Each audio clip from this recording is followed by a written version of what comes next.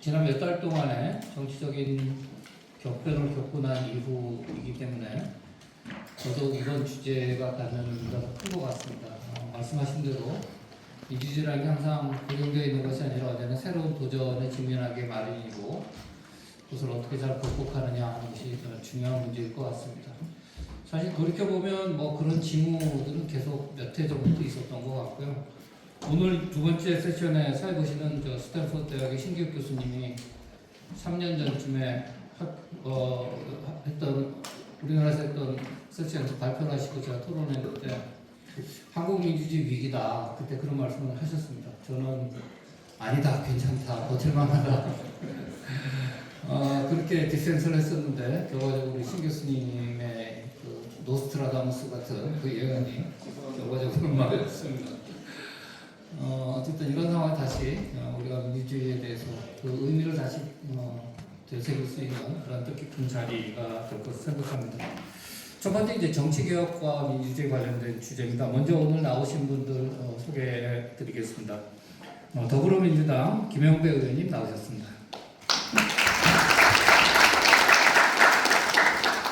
국민의힘 최영도 의원님 나오셨습니다. 고려대학교 행정학과 김선혁 교수님 나오셨습니다. 전북대학교 정치외교학과 이선우 교수님 나오셨습니다. 서울대학교 법학전문대학원 허성욱 교수님 나오셨습니다.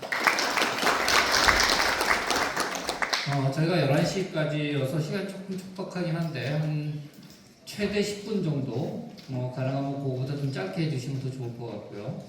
좀 8분 정도로 할까요? 발제 시간? 8분 정도로 이렇게 정하도록 하겠습니다. 8분 정도씩 이야기해 주시고 남은 시간은 질문이나 코멘트를 받는 그런 형식으로 진행하겠습니다.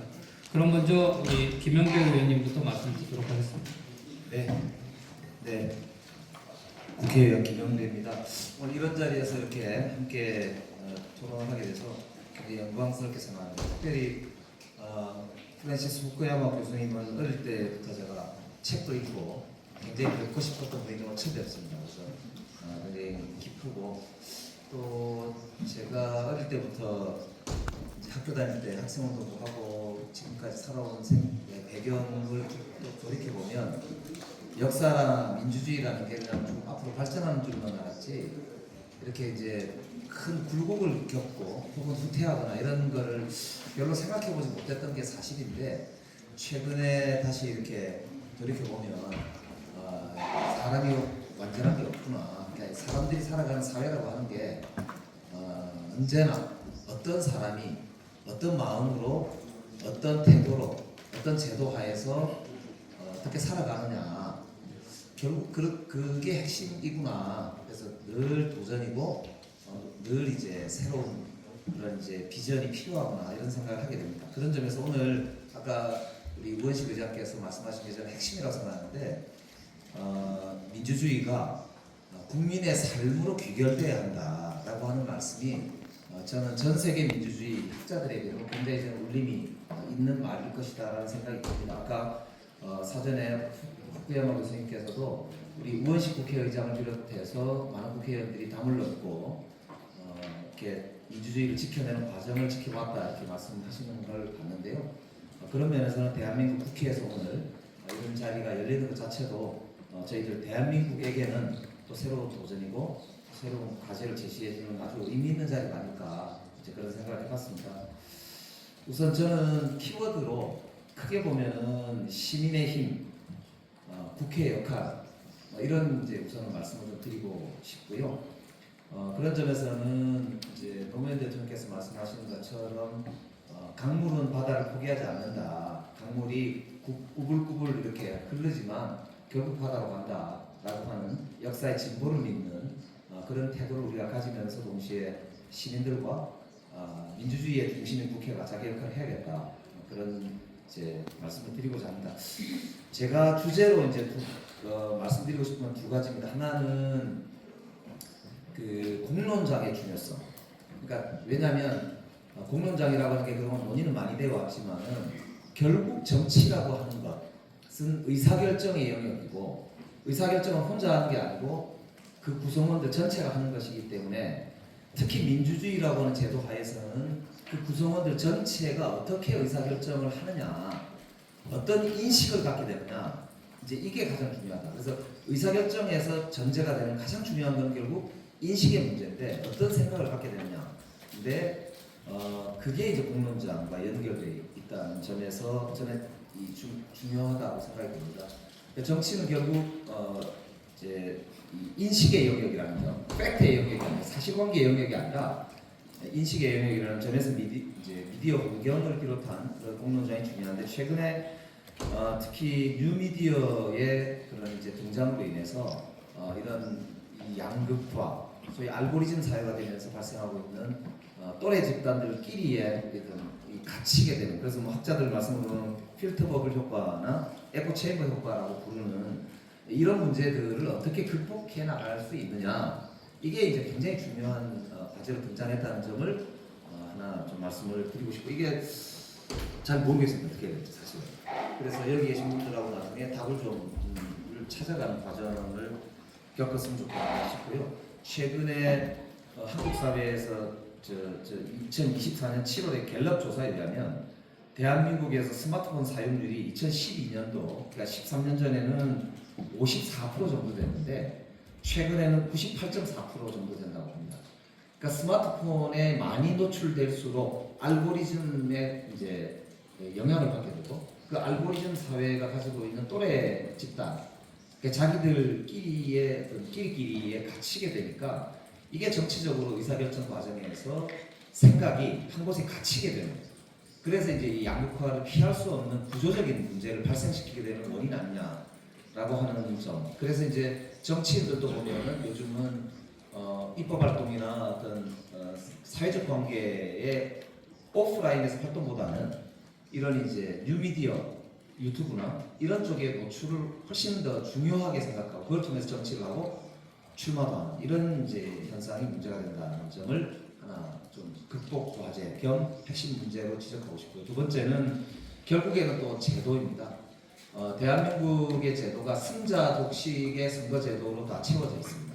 대통령도 단 한 표만 많아도 당선이 되고, 국회의원 선거 제도도 물론 일부 비례대표 제도가 있습니다만 거의 80% 이상의 의석이 지역구 선거인데 한 표만 이기게 되면 이제 갖게 되는 승자 독식의 단순 다수제 선거 제도로 이루어져 있다 보니까 정치적 의사결정의 과정 자체가 단순 다수로 되게 되고, 그렇기 때문에 대화 타협보다는 숫자로 정치를 하게 되는 이런 이제 힘에 의한 정치, 사실상 민주주의라고 하는 제도의 근본적 취지를 탈락시키는 그런 이제 행태가 제도적으로 구조화되어 있는 이런 측면에서 이 제도로서 이제 계속 지속 가능한 민주주의가 가능할까라고 하는 문제가 좀 제기되고 있습니다. 특별히 그 배경에는 이제 더 문제가 되는 게 양극화, 경제적 양극화, 그리고 부의 대물림, 이게 이제 극복되지 않는 사회 구조화 되다 보니까 이것이 과연 이제 지속 가능한 민주주의에 틀릴 수 있느냐라고 하는 문제가 제기가 되고 있습니다. 그렇기 때문에 결국 선거제도의 개혁과 개헌이라고 하는 과제가 새 정부에게 주어져 있고 시대적 과제로 제기되어 있는 것 같습니다. 그래서 이 제도의 설계를 어떤 원리와 어떤 내용을 담아야 할 것인가라고 하는 것이 지금 저희들에게 남아있는 과제 아닌가 싶고요. 마지막으로 그러면 이것을 어떻게 해결할 수 있느냐 했을 때는 결국에는 리더십 문제가 중요한 것 같습니다.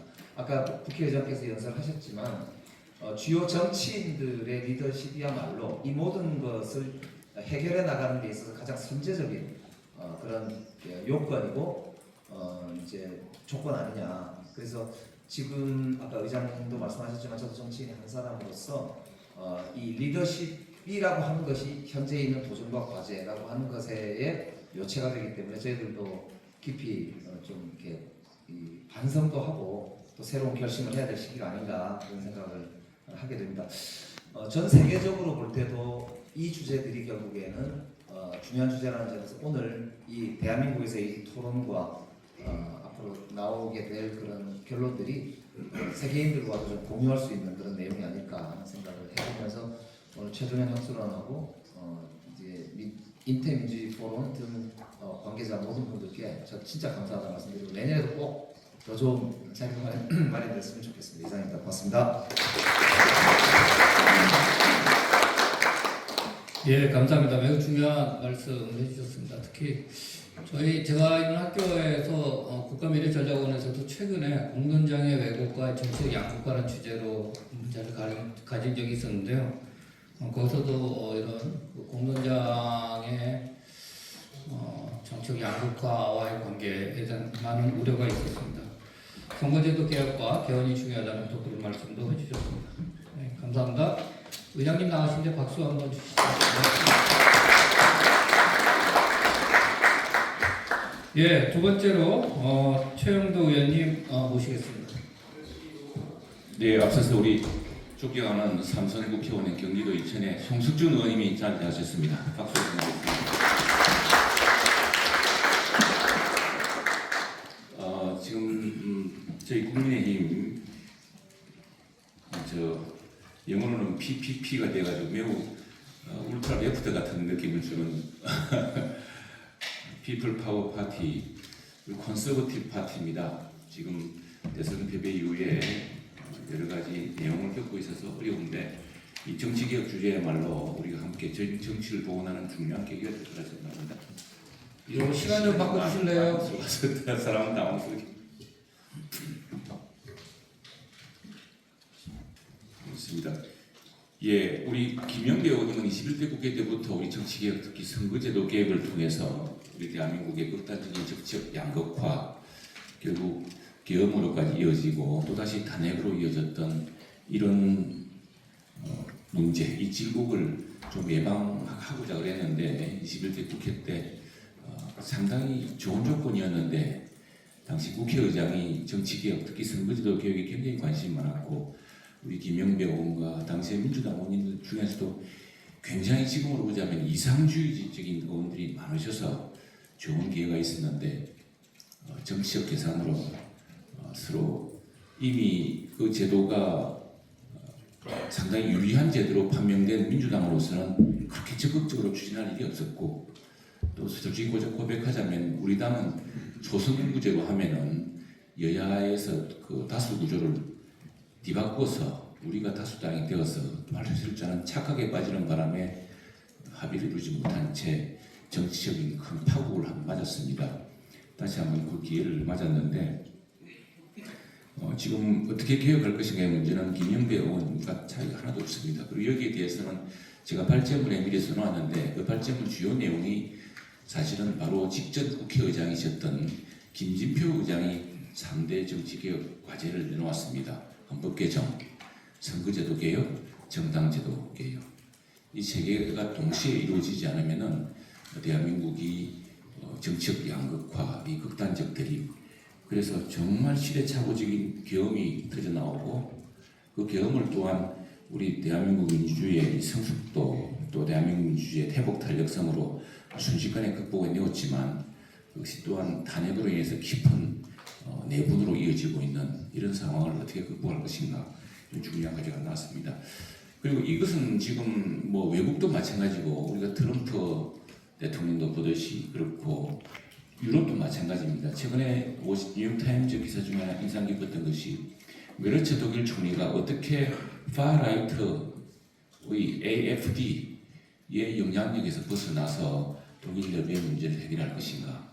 그리고 왜 독일이라는 나라가 그렇게 의회 민주주의가 숙성되고 합의제가 연정을 통해서 이루어졌는데 왜 AFD라는 극단적인 파라이트가 득세를 하고 지금 청년층에까지 그렇게 인기가 높은가 이런 것들을 또 분석해 내고 있는데 거기에 비하자면은 우리 대한민국은 이런 그 세계적으로 이제는 민주주의 회복 탄력성을 지난 계엄을 통해서 역설적으로 과시할 수 있었고 지금 나아진 국력과 또 민주주의의 조속한 회복 과정을 통해서 오히려 세계에 이제는 라이트하우스 같은 역할을 해야 되지 않을까.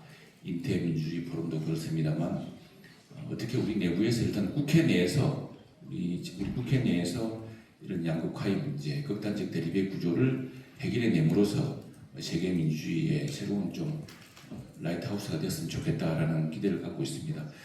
한편으로는 오늘 어제 그제 경향신문의 송두율 교수가 쓴 글을 보면은 유럽의 파라이트는 매우 뿌리가 깊습니다. 이미그레이션 이슈 때문에 글로벌리제이션 때문에 그 유럽의 서구 사회가 이루었던 문명과 안정이 파괴될 지경에 이르러서 미국의 유럽이나 미국의 중도적인 유권자조차도 이 반이민 이미그레이션의 문제에 대해서 극단적으로 지금 대응할 수밖에 없고 이것을 틈타서 트럼프라든가 또는 AFD 같은 게 지금 인기를 얻어나가는 과정임에 반해서 우리나라의 경우는 우리가 파라이트라고 쉽게들 단정하시는데 그 뿌리가 매우 얕습니다. 한편으로는 극구하기 매우 쉽다는 것이죠. 유럽의 경우는 그 지금 왜 AFD가 그렇게 창구를 했느냐 유럽에서 독일의 극우 정당이지 우리말로 분류한다면은 프랑스의 르팽조차도 가까이 하기를 꺼려할 만큼 적극 익스트림하다고 하는데 그 지금 급격한 메르켈 때 급격한 난민 수용 정책 때문에 지금 외국인 비중이 급속히 높아졌습니다. 이것이 독일 사회의 안정을 흔들 정도가 되고 그러니까 이 이미그레이션에 대한 반작용으로 다시 우가 등장하는 데 반해서 대한민국은 아직 그런 수준은 아니거든요. 근데 왜 정치 문화가 이렇게 극단화되었느냐? 저는 이게 이데올로기화돼가는 우리나라의 정치 문화를 회복함으로써 저는 오히려 유럽 사회라든가 미국 사회 대한민국의 민주주의 회복 탄력성을 보여주고 또 대한민국이 이제는 국력이 커진 만큼 ODA라든가 많은 재정을 통해서 그런 지금 과거에 미국의 민주주의 재단이 하던 역할을 이제는 대한민국이 국회가 떠맡아야 된다 이런 좀 사명감을 갖고 있습니다. 아까 우리 스탠퍼드 대학의 교수님이시죠. 그 남영동 군실에 방문했습니다. 며칠 전에 60항쟁 기념일이었겠습니다만 지금 우리나라에서는 지금 민주당 일각에서 쉽게 우리 당을 무슨 파라이트 비슷한 정당 아니냐고 자꾸 비정짓고하는데 그렇지가 않습니다. 김문수 후보가 바로 그 남영동 군실에서 고문을 받았던 사람입니다. 저 역시도 그런 데서 고문받았던 사람입니다. 어떻게 보자면은 지금의 민주당과 우리 국민의힘의 주류는 같은 뿌리에서 나왔습니다. 87년 체제를 만든 도 공동주역이었습니다. 그런데 87년 체제는 누굽니까? 김영삼, 김대중을 중심으로 해서 또 시민사회단체가 대통령 지승제를 이루어주고 전두환 군사독재를 물리쳤던 그런 것을 같이 했고 그것이 이제 87년 체제 이후에 DJ YS가 나란히 번갈아 대통령 하면서 같은 뿌리가 지금 서로 다른 주류임에도 불구하고 서로 다른 양상을 띠게 되었는데 사실은 그 이념적으로나 정치적 근원이 매우 비슷하다는 점이 오히려 나는 대한민국 민주주의 정치 회복을 신속히 앞당겨서 전 세계적인 라이트하우스가 될 수 있는 기반이 되겠다 생각을 합니다.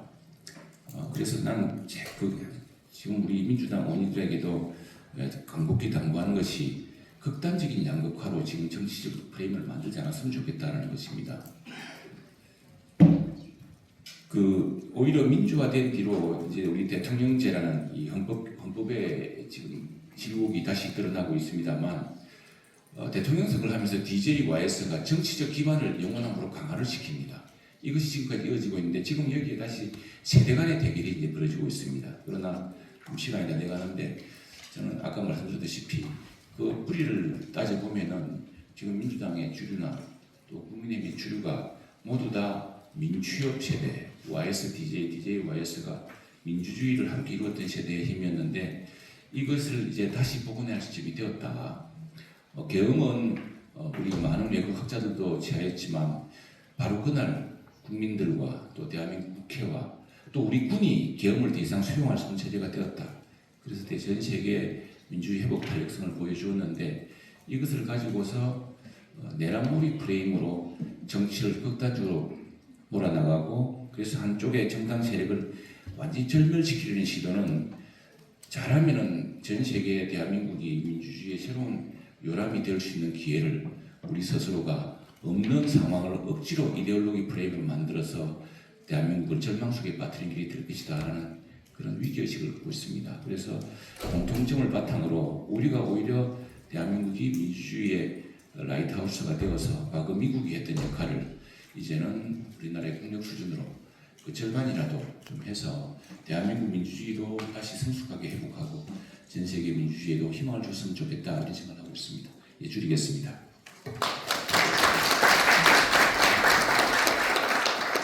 예, 최영도 의원님이 중요한 말씀 해주신 것 같습니다. 어떻게 보면 지난 몇 달 혹은 지난 몇 년간의 한국 사회는 분열과 상처의 시간이었던 것 같고요. 이제는 그 고통을 치유해야 되는 치유의 시간인 것 같습니다. 그런 치유를 위해서는 무엇보다 포용과 통합의 정치가 중요하다. 그런 말씀을 해주셨습니다. 감사드리고요. 세 번째로 고려대학교 우리 김선엽 교수님 모셔서 말씀 듣겠습니다. 네, 감사합니다. 뜻깊은 자리에서 발언할 수 있는 기회를 얻게 되어서 기쁘게 생각합니다. 지금 이제 과거 6개월 넘게 6개월여 동안 굉장히 당혹스러운 시간이 지나갔는데요. 특별히 저의 입장에서 당혹스러웠던 것은 외국의 지인들이나 아니면 외국의 학자들, 동료들한테 굉장히 좀 당혹스러웠습니다. 무엇보다도 공고화된 민주주의의 특징이라고 한다면은 역진 가능성이 없어야 되지 않습니까? 그런데 세계 만방의 비상계엄 선포로 역진 가능성을 세계 만방에 선포한 셈이 되어서 그 부분이 굉장히 당혹스러웠는데 지금 이제 그래도 상당히 정상화되어서 기쁘게 생각하고 이렇게 우리가 정상화를 알리는 그 자리에서 발언할 수 있게 돼서 감사하게 생각합니다. 몇 가지 영역에서 이제 정치 개혁과 관련된 과제라고 할까요, 도전이라고 할까요, 그런 걸 말씀을 드릴 텐데 그 말씀을 드리기 전에 전제가 되는 아니면 혹은 메타적인 과제가 좀 있습니다. 이 민주주의 연구, 그다음에 민주화 연구의 이 거두라고 할 수 있는 후안 린츠가 이 저작들에서 구분을 했습니다. 민주주의에 대한 태도에 따라서 정치 행위자들, 특히 이제 엘리트죠. 그래서 민주주의자가 있고 반쪽짜리 민주주의자가 있고 반민주주의자가 있습니다.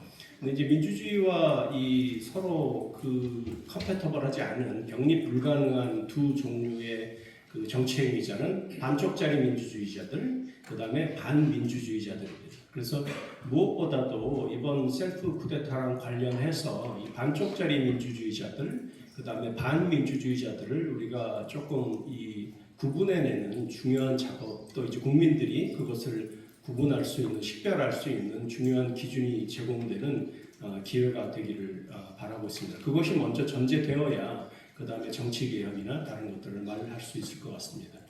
이 정치개혁, 구체적인 정치개혁과 관련해서는 우리가 해답을 이미 다 알고 있습니다. 너무나도 논의가 길게 되어 왔고요. 논쟁도 많았고. 그래서 저는 거의 컨센서스라고 비견될 만한 그런 것들이 존재한다고 생각합니다.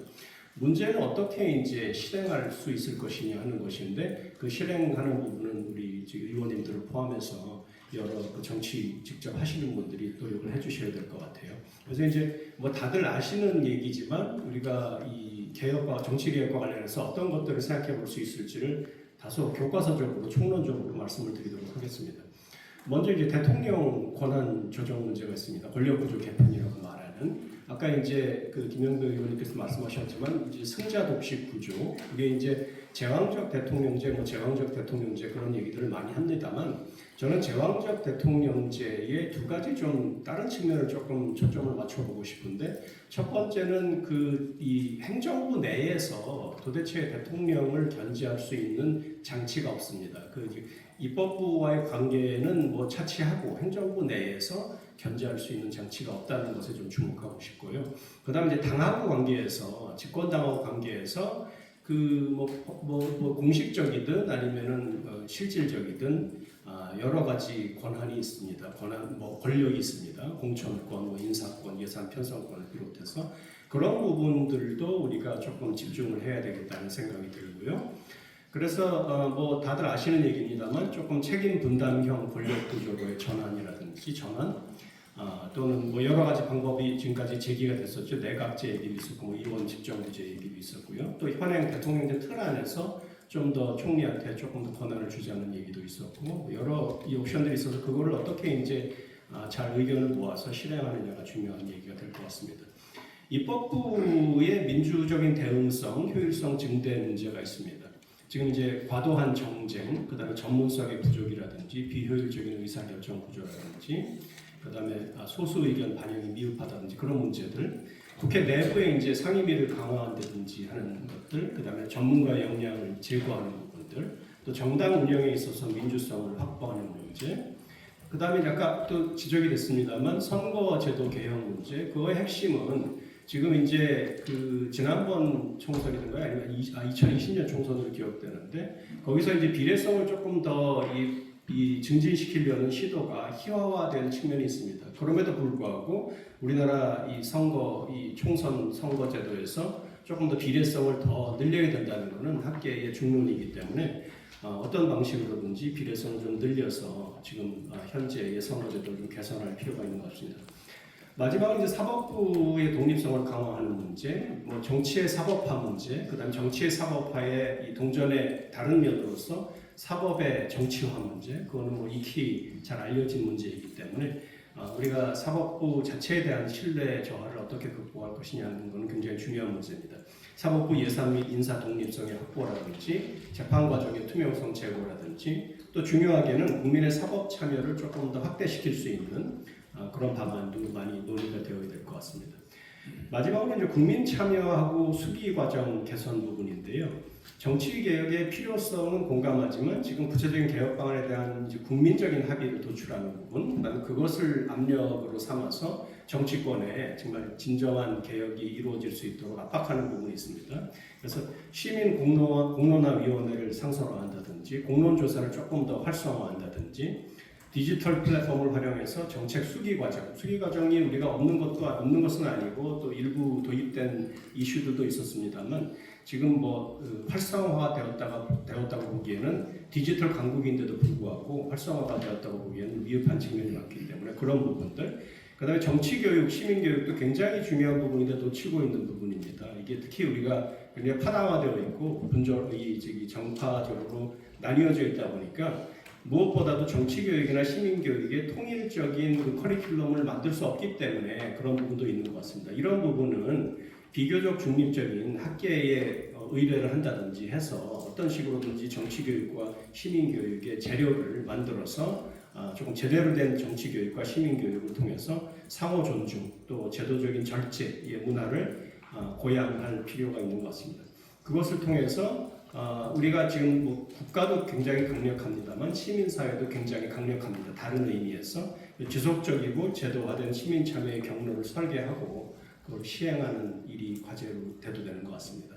네, 이상의 개혁을 통해서 한국 민주주의의 제도적인 절차적인 품질이 조금 더 개선될 수 있도록 노력하고 그다음에 역진 가능성이 또 일어나는 그런 불행한 사태가 발생하지 않도록 우리가 모두 합심해서 노력한다면 한국 민주주의가 지금 의원님들 말씀하셨듯이 세계 민주주의의 표상이 되고 또 이끌어줄 수 있는 그런 좋은 모범이 될 수 있을 것 같습니다. 감사합니다.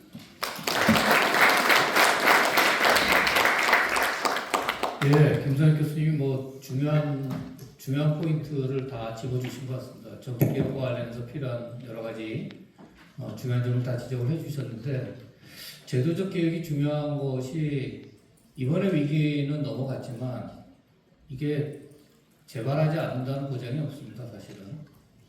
그래서 제도적인 형태의 변화를 통해서 이런 역진의 현상이 다시 반복되지 않도록 하는 게 중요하지 않나 이런 생각이 들고요.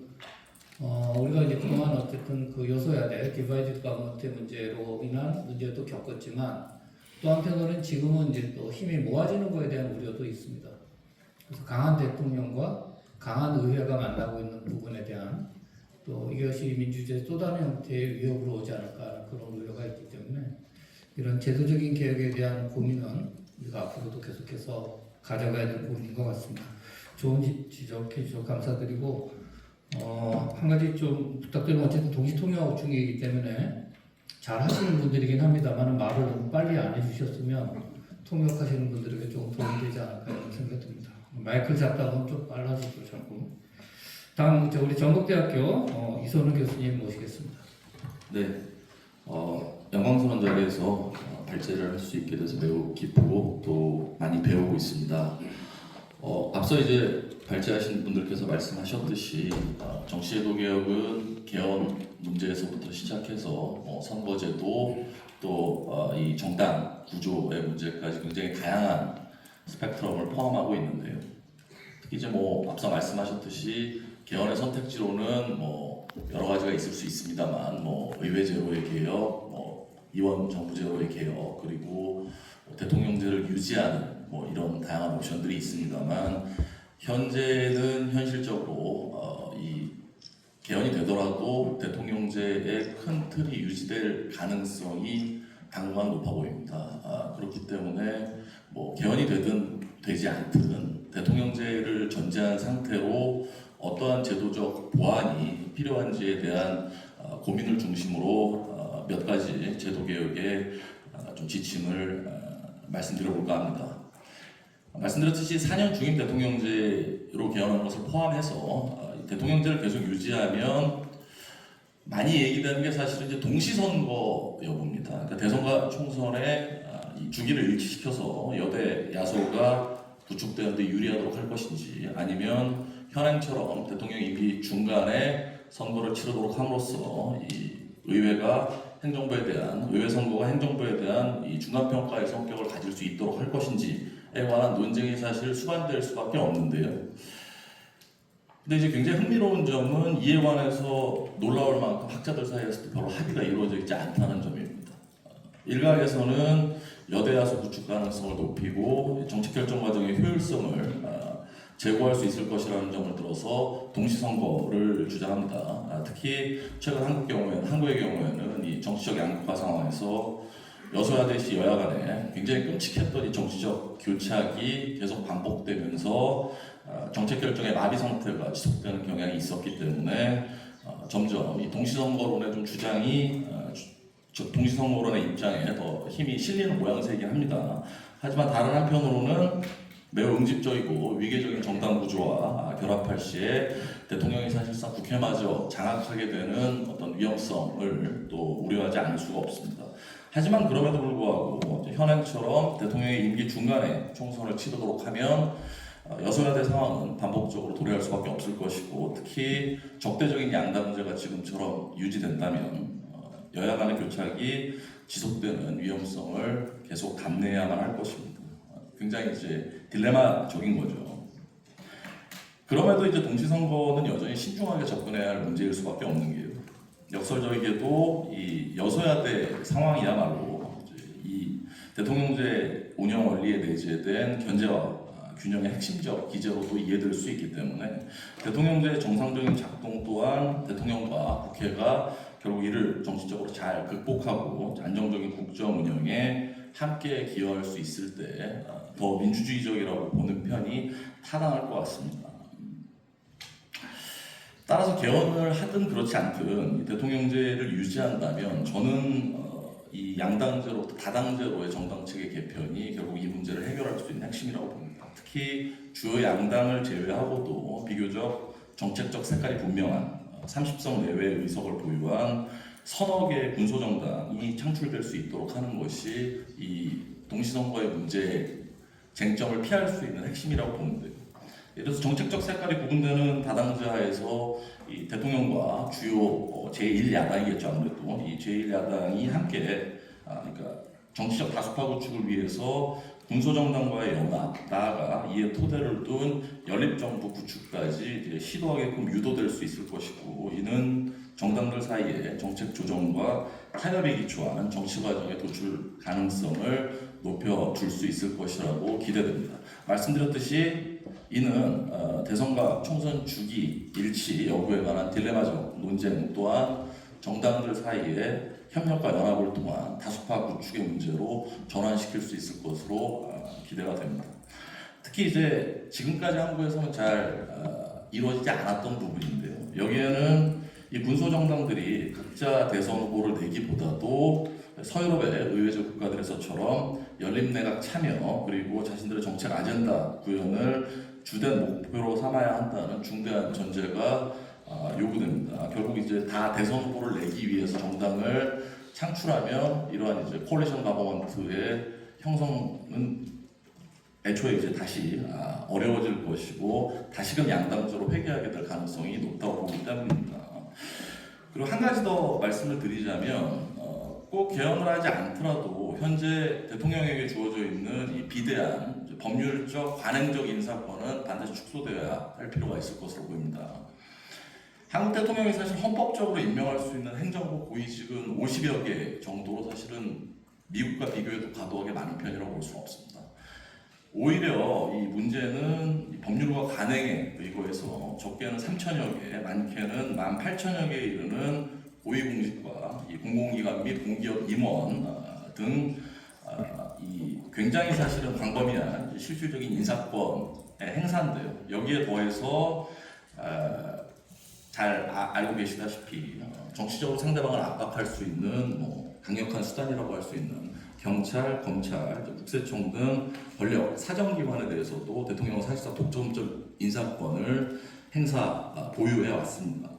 따라서 대선에서 승리할 시 수많은 공직과 거대한 액수의 예산에 대한 분배권 등 막대한 전리품을 얻게 되는데 반해서 패배할 시에는 오히려 선별적인 사업적 공격 등 이런 이제 굉장히 비용이 높은 상황에 처하게 될 위험성이 크기 때문에 매번 대선과 대선 후부터 파생되는 정치적 경쟁은 한국에서 양극화를 확대 재생산하고 있는 것으로 그렇게 보여집니다. 따라서 대통령과 야권 간 갈등과 대립을 근본적으로 완화할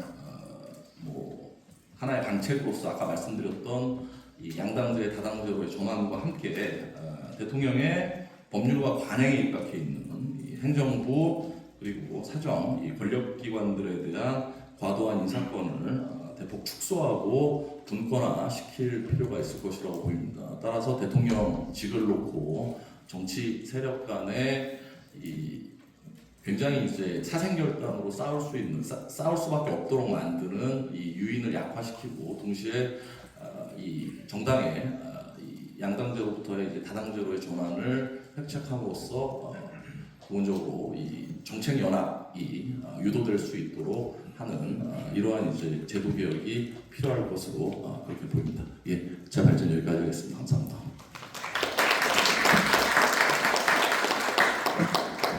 예, 이선우 교수님 말씀 들으면서 그 13대 국회가 생각이 났습니다. 그러니까 88년 그러니까 민주집회에 구성됐던 13대 국회가 4당 체제로 시작을 했는데 지금 돌이켜보면 그때 정치가 가장 잘 이루어졌던 것 같습니다.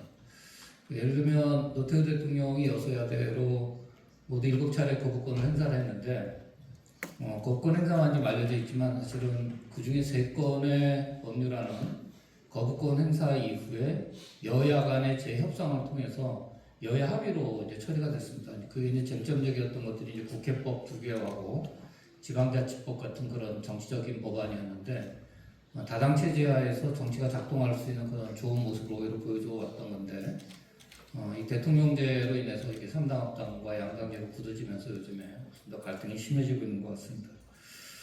또 하나 중요한 말씀을 해주신 게 이제 대통령의 인사와 관련된 측면인데 말씀하신 대로 이제 법에 정해지지 않은 관행적인 형태나 보이지 않는 형태의 인사가 많은데 특히 이제 이 교수님이 지적해 주신 대로 민주주의와 관련해서 우려가 되는 거는 감시 감독기관에 대한 혹은 심판기관에 대한 대통령의 영향력입니다. 그러니까 가장 대표적으로는 사법부겠죠. 헌법재판소를 포함한 사법부에 대한 대통령의 인사적 영향력. 그 다음에 거기에 감사원이라든지 선관위 같은 그런 심판기구도 다 포함을 한다면 이런 제도적 기관들에 대한 자율성이나 중립성을 어떻게 강화시킬 것이냐 하는 것도 우리 민주주의가 지금 당면하고 있는 또 다른 과제가 아닐까 이런 생각이 들었습니다. 자, 다음으로 서울대학교 로스쿨의 허성욱 교수님 모시고 말씀 듣겠습니다. 네, 감사합니다. 오늘 귀한 자리에 초대받아서 말씀 나눌 수 있게 되어서 아주 기쁘게 생각합니다. 이미 앞선 발제자께서 대한민국 정치 현황과 민주주의 또 이제 관련된 개선 방안에까지 아주 구체적인 말씀을 잘 해주셨기 때문에 좀 어떤 말씀을 드려야 되나 조금 당황스럽긴 합니다만 저는 학교에 있는 사람으로서 민주주의 관련된 담론과 관련된 좀 이론적인 생각을 조금 말씀드려 볼까 합니다. 오늘 큰 주제가 한국과 미국의 민주주의 도전과 과제라는 주제이고 우리 백그라운드는 이제 민주주의 위기라는 어떤 인식과 경험이 이제 자리 잡고 있는 것 같습니다. 이제 민주주의가 어떤 식으로 위기를 겪었고 이제 도전과 과제를 갖고 있는지 이제 어떤 기대를 받고 있는지를 고민하려면 다시 이제 민주주의가 뭔지에 관한 조금 이제 본질적인 또 개념적인 좀 고민을 해보는 게 필요하지 않을까 싶습니다. 아마 존경하는 이제 후쿠야마 교수님께서 이제 역사의 종말에서 이제 논하셨던 이제 민주주의의 내용과 기대되었던 내용이 또 이제 미국에서도 지금은 조금 다른 컨텐츠를 담고 있지 않을까 생각합니다.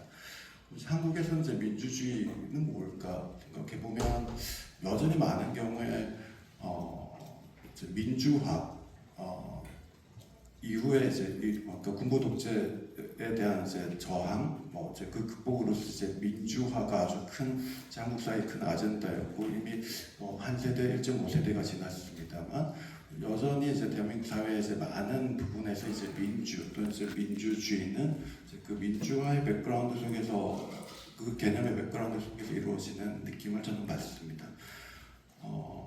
조금 지금은 이제 그 시기는 조금 지난 것 같고요.